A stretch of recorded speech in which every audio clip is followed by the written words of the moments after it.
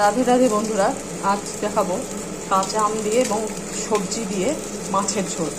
এরকম বড় পাকা মাছ লাগবে, তার জন্য মাছটা আমি এখন ভাজছি। দেখানোর আগে তেলের মধ্যে মাছ ছাড়া হয়ে গেছিলো। বন্ধুরা এইদিকে দেখো, আমি সবজিগুলো টুকরো টুকরো করে কেটে নিয়েছি। সবজিগুলো গোটাটা আগে ধুয়েছি, আবার কাটার পরেও ধুয়েছি। আমি গোটা সবজি ধুয়ে নিই। দেখো ঝিঙেগুলো এইভাবে কেটেছি, কেন গলে থেকে যাবে তো। আর একটুখানি মাঝখান দিয়ে এরকম ছিঁড়ে ফেলেছি, যাতে লবণটা ঢোকে এবং সেদ্ধ হয়ে পাওয়া যায়। নাহলে এই দুখণ্ড করলে গলে গিয়ে আর পাওয়া যাবে না, মিশে যাবে একদম। এইরকম সাইজের একটা ফজলি আম নিয়ে নিয়েছি। বন্ধুরা আমগুলো এইরকম খোসা সহ নিয়ে নিয়েছি। খোসা সহই নিতে হবে, নাহলে মিশে যাবে একদম আমের মানে সবজির সাথে, তাহলে খেতে ভালো লাগবে না। আর সেগুলো আমি এই হলুদ গোলা জলে একটু ডুবিয়ে রাখলাম। বন্ধুরা দেখো মাছগুলো ভাজা হয়ে গেছে, দিয়ে দিলাম। এই মাছ ভাজার তেলেই, আমি আর তেল যোগ করলাম না, এই তেলই সাফিসিয়েন্ট আমার যে পরিমাণ রান্না হবে। তাতে 4টে শুকনো লঙ্কা, কাঁচা লঙ্কা দিলাম। তোমরা যে যেমন ঝাল খাবা সেই বুঝে দিও। লঙ্কাটা ভাজা হলে 5 ফোড়ন দিলাম।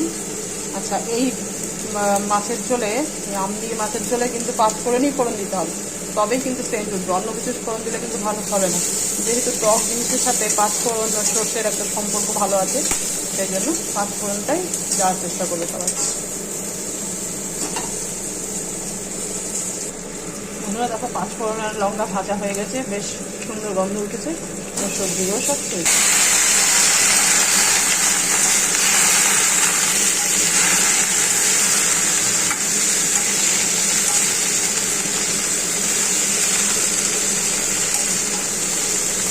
সবজিগুলো একটু নেড়ে ঢাকা দিয়ে দিলাম।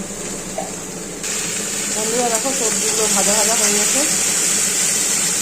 এই সময় পরিমাণ মতো লবণগুলো জলে দিলে দিয়ে দিলাম, দিয়ে আবার একটু ভাজছি। বন্ধুরা দেখো আবারও লবণগুলো দেওয়ার পর ভাজা ভাজা হয়ে গেছে। আচ্ছা, সবজির মধ্যে সজনা, পটল, ঝিঙে, বেগুন আর আলু সব কিছু তোমরা দিতে পারো, যেটা যেমন সবজি সব সবজি দেওয়া যায়। আমি আলুটা মিক্স করেছি, আলুটা দিয়ে নিই। তোমরা যে যার মতো সবজি দিতে পারো। এবার ভাজা হয়ে গেছে, আমি পরিমাণ মতো জল দিয়ে দিলাম।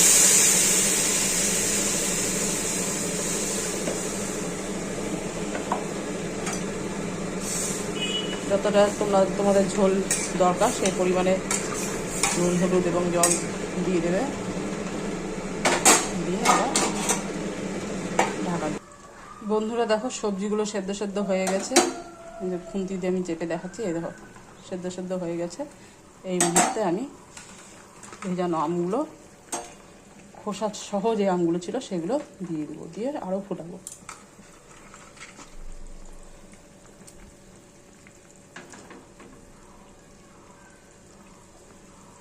দিয়ে কিছুক্ষণ ফোটাবো।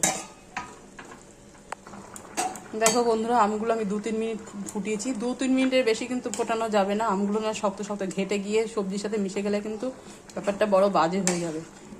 ঝোলটা টকটক হবে, অথচ আমটাও খুঁজে পাওয়া যাবে, সেইভাবেই করতে হবে, খুব সাবধানে করতে হবে। এবার এই পরিমাণ মাছগুলো নিয়েছি, ছেড়ে দেবো। 2-3 মিনিট আম ফুটিয়েছি, তারপরে মাছগুলো দিয়ে দিলাম। কেননা মাছগুলো দেওয়ার পরেও তো আবার কিছুক্ষণ ফোটাতে হবে।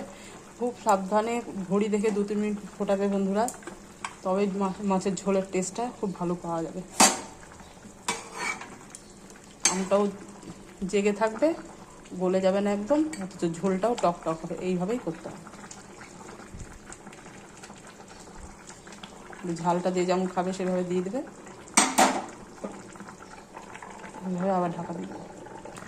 ঝোলটা প্রায় হয়ে এসেছে। এই সময় একটা কাঁচা লঙ্কা চিড়ে দিয়ে দিলাম।